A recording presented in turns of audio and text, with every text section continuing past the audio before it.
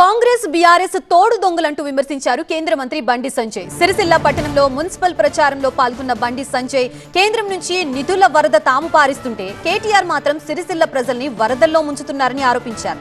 తాను తండ్రి పేరు చెప్పుకొని రాజకీయాల్లోకి రాలేదని, సిరిసిల్ల అభివృద్ధికి కేంద్ర నిధులపై కేటీఆర్ చర్చకి సిద్ధమా అంటూ సవాల్ విసిరారు బండి సంజయ్. 9 కోట్ల రూపాయలు ఇచ్చాం, 29 కోట్ల రూపాయలు ఇచ్చాం, అమృత పైసలు 50 కోట్ల రూపాయలు ఇచ్చినాం. ఇవాళ సన్నిధి ఏం జమానత్ లేకుండా ఒక్కొక్కరికి 10,000 రూపాయలు ఇచ్చాం. 11,000 మందికి ఇచ్చినాం.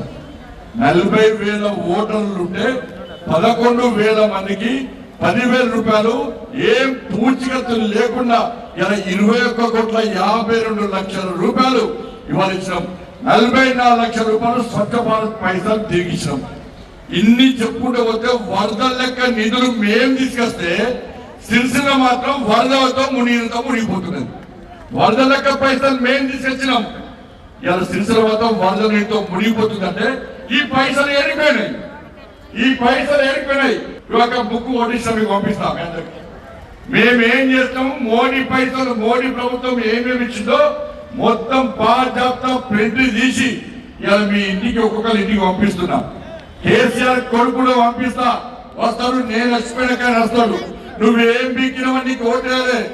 ఇలా కేసులు పెడుతున్నాక వీళ్ళందరూ ముఖాలు చూడక వీళ్ళు ఎవరైనా కబ్జాలు చేసుకోవడానికి ఉన్నారా?